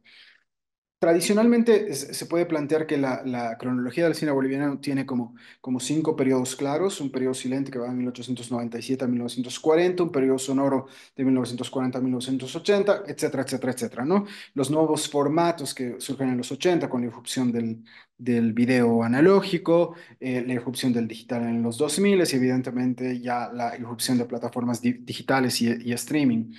Ahora bien, en este ejercicio de reescritura del cine nacional, lo que me interesaba también es una superación de lo pajuerano. Eh, Como muchas otras filmografías, la filmografía boliviana encuentra una suerte de validación cuando es reivindicada por otros espacios, otros mercados, otros festivales y otras miradas. Por tanto, decir que las películas más importantes son las que han ganado Sundance, Cannes o Venecia o qué sé yo, me resultaba problemático. Por tanto, es una historia que no se va a guiar tanto por los premios. Luego superar la taquilla, muchas veces bajo criterios muy comerciales y evidentemente capitalistas, nos asumimos que las obras son importantes de acuerdo a la cantidad de taquilla que han obtenido, cuando existen otros mecanismos para ver su influencia en el público. En Bolivia existe mucho un cine informal que no sigue los canales tradicionales de distribución. Y justamente ahí me interesaba también desmontar estas historias que seguían a partir de hitos de los pioneros. La primera película dirigida por una mujer, la primera película de terror, la primera comedia, la primera. asumir que ese tipo de hitos siempre pueden ser cuestionables. Luego, evidentemente, superar la dictadura de los formatos. Las historias tradicionalmente del cine se someten a la idea de que cine solamente es lo que se ha rodado en celuloide. Hoy día, por supuesto, no, pero durante muchísimo tiempo sí, y se excluye a formatos como el video analógico, por ejemplo, que para la traducción visual latinoamericana creo que es muy importante y quedan siempre pendientes la necesidad de rehistoriografiar este tipo de fenómenos. Luego cuestionar los superformalismos y profesionalismos, esta suerte de búsqueda de un cine preciosista y que responde a ciertas formalidades, a ciertos criterios de profesionalidad, creo que también es algo que me interesa problematizar en esta historia. Y justamente acá quiero compartir con ustedes, porque me quedan segundos literalmente en esta ponencia, es un ejemplo de uno de los primeros hallazgos que hemos tenido. Durante mucho tiempo se decía que la primera historia del cine boliviano se escribió en un periódico en 1953 por Raúl Salmón, y ahí se decía que la primera proyección que se hizo en Bolivia fue en 1909 en el puerto de Huaki, que el puerto de Huaki está en los bordes del lago Titicaca y es básicamente un puerto que conecta a Bolivia con el Perú. Sin embargo, después se descubrió que podía ser en 1904 más bien una exhibición en La Paz hecha por Palacios. Luego Carlos Mesa, el expresidente, que también es un historiador del cine, encontró un dato que en el comercio, en el periódico El Comercio de La Paz, que en junio se había hecho una primera proyección en 1897 en La Paz. Hay algunos problemas técnicos a los que no me voy a referir por cuestiones de tiempo, sin embargo, después se anunció que había habido una primera proyección en Cochabamba en mayo de 1897 en el Teatro Achazo. Lo encontró un historiador bueno, en realidad Antonio Mitre cita a este historiador que es Albert Quispe. Eh, Ahora bien, en la investigación que hemos estado haciendo, yo de hecho, justamente una investigación en la que me ha colaborado mi esposa, encontramos un dato bien interesante de un periódico potosino que se llama Estrella del Sur, que decía que en realidad un día antes de lo que decía Mitre, se había hecho la primera proyección en Cochabamba.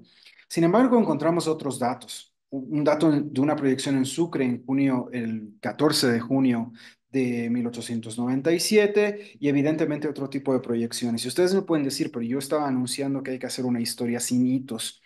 En realidad, encontrar estos hitos personalmente nos sirve para desmontar cierto tipo de hitos. Lo que me interesa es proponer que no hay solamente una historia unitaria, sino que hay la posibilidad de muchas historias y que las historias están en constante reescritura y problematización y que evidentemente esas historias nos pueden abrir la posibilidad no solamente de releer la tradición cinematográfica, sino obviamente la tradición visual y la tradición de reflexión social en países latinoamericanos. Por tanto, si quieren, acá lo que les estoy compartiendo es una suerte de experiencia de trabajo de investigación que tiene que ver con cómo repensamos una tradición fílmica nacional. eh, no para cerrar y para concluir posibilidades de reflexión sobre ella, para decir esta es la última historia o la historia final, sino todo lo contrario, para abrir posibilidades de nuevas reflexiones y de nuevas posibilidades. Bien, he intentado hacer todo lo más rápido posible. Agradecerles mucho por haberme escuchado y con eso concluyo mi intervención.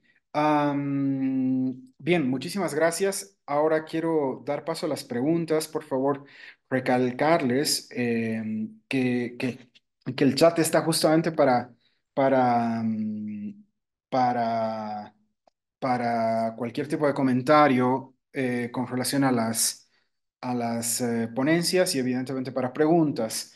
Sin embargo, bueno, hasta que nos animemos a hacer las preguntas, yo voy a lanzar una que creo que es transversal y que creo que puede conectarse, por supuesto, con las exposiciones de Danilo, José y Luis, pero también con las de muchos otros que creo que directa o indirectamente la han tocado, como por ejemplo Sandy, que tiene que ver con esta reflexión sobre el impacto que pueden tener las inteligencias artificiales y las nuevas tecnologías. Obviamente eso es algo que nos afecta a todos y que creo que es algo que podemos irlo discutiendo. Y hago la pregunta abierta. ¿Somos conscientes que había una irrupción o que hay una irrupción de las inteligencias artificiales y de las nuevas tecnologías en nuestra práctica docente y profesional a distintos niveles? Y ya lo planteaba en algún momento Danilo, pero yo la abro a toda la mesa. En tiempos como los que vivimos, ¿qué es lo que debemos enseñar a nuestros estudiantes? Em, ¿Cuestiones meramente técnicas o tenemos que enseñar otro tipo de cosas que también pueden ser interesantes que hoy día tengan los diseñadores, los comunicadores, la gente que hace marketing, entre otras cosas? ¿Cuál es el desafío de nosotros como docentes? Pues creo que casi todos los que estamos acá estamos relacionados con el mundo de la educación de una u otra forma. ¿Qué debemos enseñar en estos tiempos?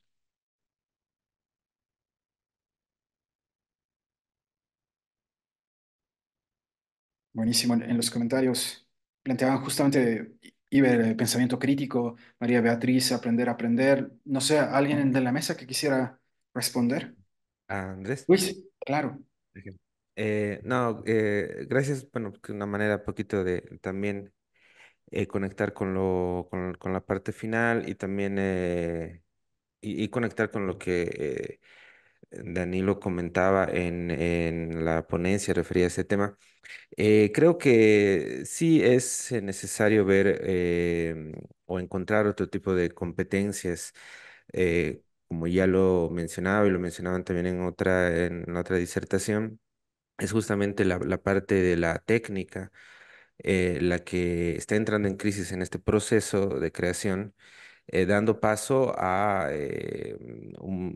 algo que tiene que ver con pues la técnica de la base de datos o este arte de base de datos que mencionaba o procesos que tienen que ver más con temas estadísticos, ¿no?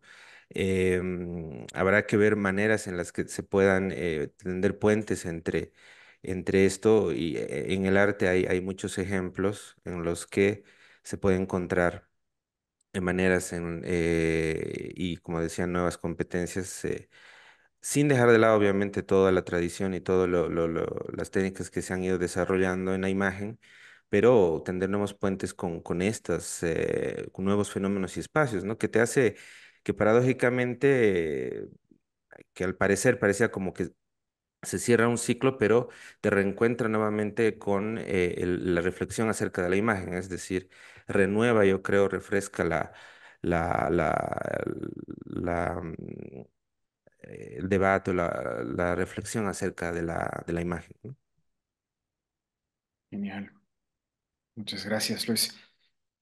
Sí, yo también quisiera agregar algo Claro, José. respecto a tu planteo. Yo creo que eh, estamos como, y hablo en general, o sea, de lo que son los cuerpos docentes o en el ámbito educativo en el que yo pertenezco, como que no estamos dimensionando el potencial que tiene la inteligencia artificial.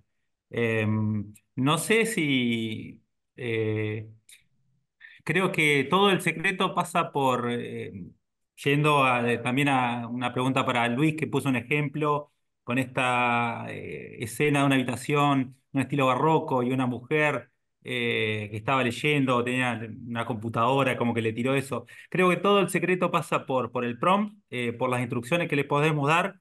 Y toda la cuestión de lo numérico, lo estadístico, los procesos por los cuales esta tecnología nos devuelve lo que le pedimos, creo que es anecdótico, o sea, pasa totalmente a un segundo plano, o sea, la pregunta es, o sea, o en todo caso, el eje pasa por lo que le pedimos y lo que necesitamos, saber pedir eso que necesitamos y bueno, tener, o sea, como una mirada crítica al momento, o sea, de solicitar, o sea, una petición al programa en función del resultado que estamos buscando.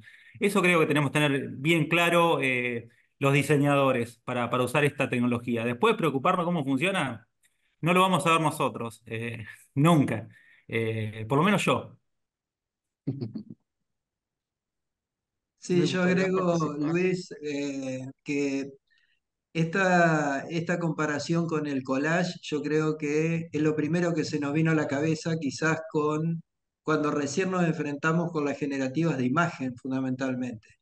Y cuando uno se involucra un poco más en lo que son estas redes neuronales y este espacio como de caja negra que se produce en el mismo proceso, interno me refiero, en el de desde el prompt hasta los resultados finales, en realidad ahí se desdibuja esto del collage, como ir robando un poquito de cada imagen cuando las asociaciones son directamente diferentes y cada una va a ser única. Incluso estas pruebas que al principio nos sorprendían tanto, decir con el mismo prompt, la misma persona en el mismo lugar y los resultados son alterados, es lo que nos hace desplazarnos de este un poco temor inicial de decir, ¿y a dónde la creatividad o a dónde el concepto?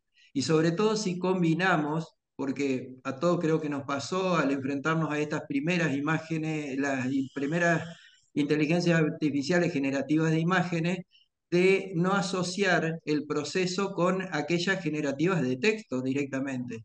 Nosotros hemos hecho muchas pruebas respecto de los conceptos, decir, bueno, primero, ¿qué es lo que quiero buscar? ¿A dónde puedo buscar o ser disparadores de ideas de este desplazamiento simbólico que puede producirse a partir de una búsqueda retórica? Y cuando se combina inteligencia artificial generativa de texto, estos modelos de lenguaje profundo, ChatGPT, Cloud, Gemini, cualquiera de los que sabemos que están un poco liderando hoy la escena, lo que se pide para trabajar después, para procesarlo, pongamos esos términos, en generativas de imágenes, pasa a ser realmente asombroso, porque aparecen muchísimas cosas en realidad buenas. Y estamos hablando de antes de que aparezca la imagen, estamos hablando del concepto y la búsqueda de qué es lo que quiero. Entonces, esa combinación, tomando inteligencia artificial en general de estas generativas, nosotros creemos que es sumamente potencial. Ahora, hay que pararse para que esto que plantean de espíritu crítico, de pensamiento crítico, es necesario y lo seguimos defendiendo. El tema es cómo abordar esto para que no se abandone nada de lo anterior, sino que esté esto como premisa y que esto no sea nada más que una herramienta sumamente potencial para seguir produciendo con idea, con conceptos, sin buscar piloto automático en un programa. Creo que lo mismo, el paralelo que yo por lo menos en esta reflexión me hago, que creo que es lo mismo que tienen que haber sentido vos creo que lo mencionaste, si no fue Luis, fue Candelario, la fotografía ya en mediados del siglo XIX y esta crisis de qué pasa con el fotógrafo, con el retratista, con ese pintor que veía que aparecía algo que era mágico y que copiaba. Y después pasó el tiempo y en realidad nos dimos cuenta que todos que se abren caminos diferentes, que son lenguajes que encuentran su escenario, su manera de expresar y son directamente lenguajes diferentes que produjeron y siguen produciendo arte, diseño, etcétera, y pueden comunicar desde distintos lados. Creo que estamos en un momento sumamente disruptivo, todavía el horizonte sigue siendo muy incierto, pero seguimos mirándolo al vaso medio lleno. Genial. Candelario, no Sí, sé, ¿querías decir algo? Sí. sí, sí, sí. Bueno, coincido totalmente en lo que comentan. Creo que justamente en este cambio paradigmático que estamos teniendo, el incorporar la inteligencia artificial en los procesos, pues implica, por un lado, una formación del docente y por otro lado, bueno, lo que podemos trabajar con los estudiantes. Amén de distintos tipos de aplicaciones que podamos tener, ya sea generando imágenes, ya sea generando cualquier tipo de producto educativo a través de la inteligencia artificial, ¿no? Eh, Implica rompimiento de prejuicios, suficiente capacitación y generación de habilidades, porque justamente estamos en un inicio, estamos en un parteaguas. Y también hay quien plantea justamente la inteligencia artificial como un potenciador de la creatividad, ¿no? Es decir, bueno, pues todo lo que yo tengo, todo lo que yo sé, más la inteligencia artificial, bueno, ¿qué es lo que puedo hacer, no? Viéndolo justamente como la herramienta y no como la inteligencia artificial como el productor del elemento o del producto final, ¿no? Sino como este medio para lograrlo. Creo que aquí, al menos en lo que podemos ver acá en México, no sé, cómo podamos ver en otros lugares de Latinoamérica, que pues tenemos muchísimas deficiencias, por ejemplo, en el caso de las nuevas generaciones, en cómo escribir. Si yo necesito escribir un prompt, que tiene que estar bien estructurado para poder lograr una imagen tal como yo la quiero, pues tengo que escribirlo bien, ¿no? Entonces, implica como que incorporar múltiples habilidades para que en el futuro inmediato, bueno, realmente lo que produzcamos con inteligencia artificial sea aquello que nosotros queremos y no sea el resultado de la que la máquina me arroja, ¿no? Porque mucho de eso tendrá que ver en cómo la dominamos nosotros y no al revés, ¿no? Cómo la inteligencia artificial pues nos domina a nosotros y nos da resultados que de alguna manera se parezcan a lo que queremos, pero que no es totalmente lo que queremos, ¿no? Ahí es donde está mucho de lo que habría que empezar a cuestionar. Hay un punto que me parece sumamente interesante y esta suerte de renacimiento de conexión entre el lenguaje alfabético, es decir, el lenguaje escrito y el lenguaje visual, que es algo de lo que creo que hemos hablado muchos de nosotros. Y justamente a mí me parece interesante que Itzel nos ha hablado justamente eh, si quieren, de comunicación metafórica o de relaciones o de una interacción metafórica. Y justamente la inteligencia artificial es muy literal. ¿Cómo trabajamos con metáforas cuando estamos lidiando con inteligencia artificial? Quizás, Itzel, tú puedes, no sé si tienes alguna idea al respecto. Bueno, yo creo, sobre todo, empecé esta investigación por las imágenes con las que trabajo, con los físicos, por ejemplo, que me pidieron el logotipo del Instituto de Física, ¿no? Y algo que me llamó mucho la atención es de que me decían, bueno, pues que sea este sistema orbital en donde está que es la imagen prototípica, precisamente, de un átomo y que es de 1911 que la sugirió Rutherford para explicar que, bueno, que el átomo tenía un núcleo, que tenía algo en el centro y que, pues, que era algo así como el sistema solar. Ujú. Entonces, de ahí se tomó esa imagen y luego empecé a ver, pues, cómo se aplicaba en muchos em, de los carteles o de las cosas que me pedían los físicos. Y uno de ellos me dijo, pues sí, pero es que esa imagen así no es el átomo como lo están representando. Entonces empecé a estudiar mucho sobre esta imagen y realmente vi que esa es una imagen em, prototípica y de alguna forma pues es metafórica, obviamente, porque es una comparación, es una analogía que se hace y al hacer unas encuestas sobre si realmente esa imagen lo representaba a los físicos, me decían, pues es que no, o sea, sí lo utilizamos, pero no me representa.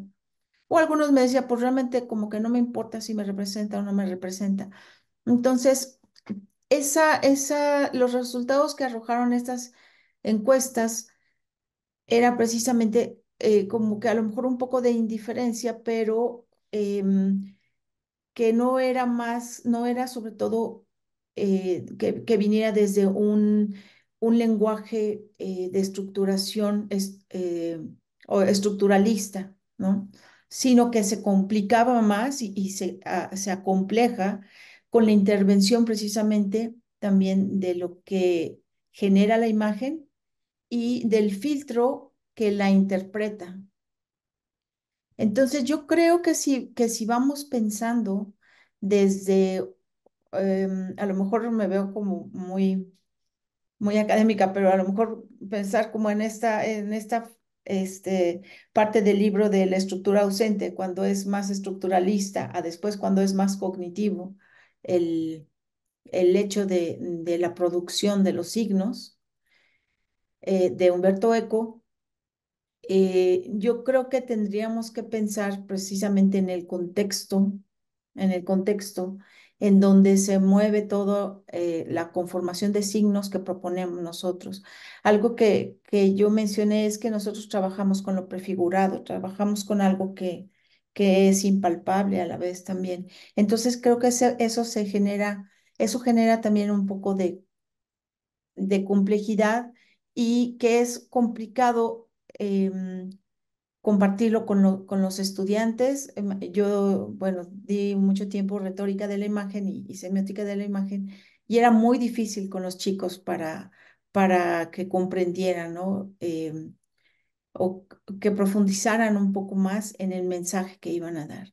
Entonces yo pienso que si nosotros pensamos o les decimos a los chicos que lo que hacemos es dar un mensaje realmente, construir un mensaje, em, pues ayudaría un poco, ¿no? Es que partimos de que tenemos que comprender las circunstancias estructurales también de las imágenes y también el contexto en el que se generan y que cómo se pueden proyectar o cómo podemos organizar un mensaje en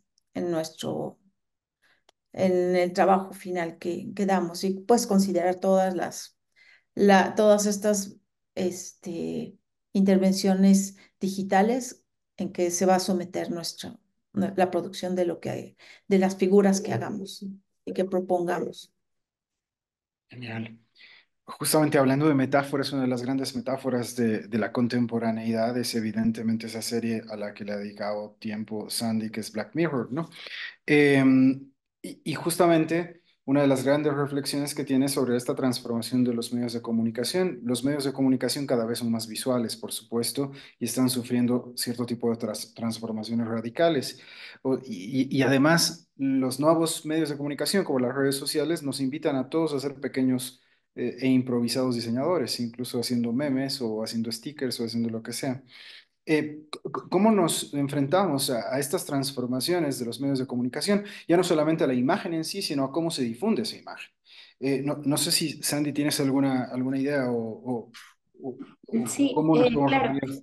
¿Mm? Justamente, bueno, desde esta parte de la comunicación también se liga mucho a toda esta nueva tecnología y también en la comunicación la inteligencia artificial, pues en este momento está representando mucho en la parte generativa, que es de los contenidos, ya que, por ejemplo, si nosotros retrocedemos el tiempo, quizás el hacer una noticia implicaba como que muchos pasos desde la investigación, desde acudir al lugar y pues ahora no solo con las herramientas que tenemos, se ha vuelto algo más viral. O sea, el hecho de que las mismas audiencias ya se vuelven parte de quienes cubren las noticias.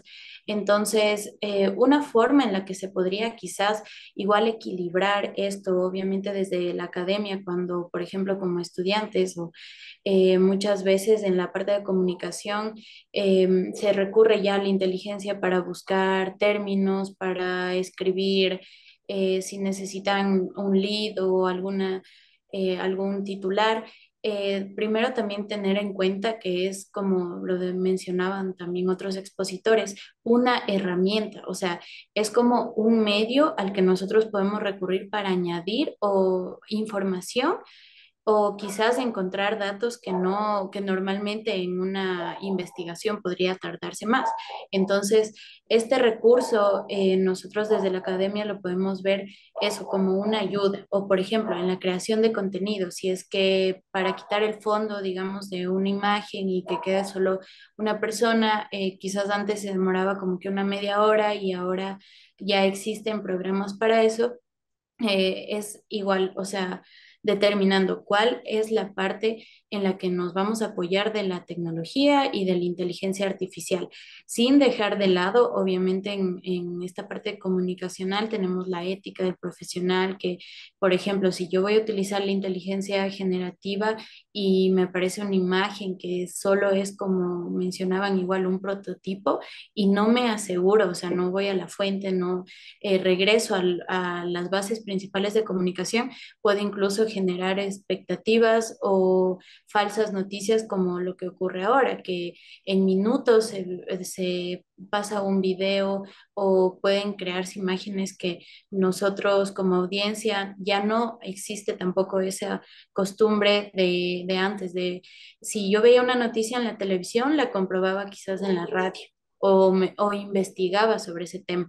Entonces también por ahí puede ser otro eje, fortalecer la parte de la investigación, también a los estudiantes, por ejemplo, a que ellos puedan entender cómo se maneja y seguir el proceso desde la comunicación y también con bases, por ejemplo, lo que veíamos en la serie era que más allá, ya en la actualidad, ya no presentaban tanto como que un noticiero, pero creaban un documental, creaban un cortometraje.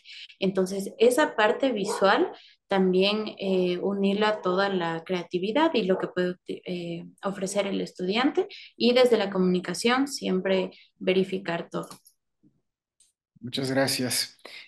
Bien, en el chat, María Beatriz recalca la importancia de la educación y sobre todo hace referencia al aprendizaje del pensamiento computacional y obviamente del lenguaje visual como una herramienta fundamental de la alfabetización contemporánea. Y Iber apunta algo que me parece importante también y que quizás no hemos tocado tanto y es el conocimiento de los aspectos legales que puede tener el uso de nuevas tecnologías, puede ser fundamental, que tiene que ver, por supuesto, es fundamental lo deontológico, lo ético, pero también, por supuesto, lo legal en el sentido más estricto del término.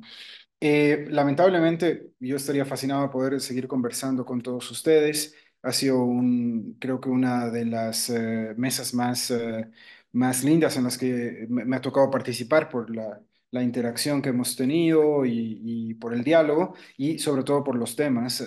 Quiero agradecerles a todos, pero como sabemos, el tiempo es un tirano.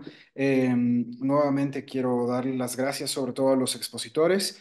Creo que su aporte, su trabajo, su reflexión y su disposición a compartir sus experiencias, a socializarlas, es el gesto encomiable que debe tener todo académico.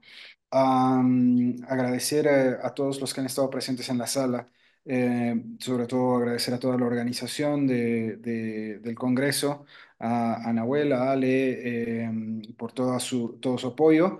Creo que ya estamos al filo de lo que del tiempo que nos han dado. Así que nuevamente quiero darles las gracias y espero que pronto nos volvamos a encontrar y nuevamente que estos espacios de encuentro eh, no sean nada más que posibilidades para potenciar más encuentros.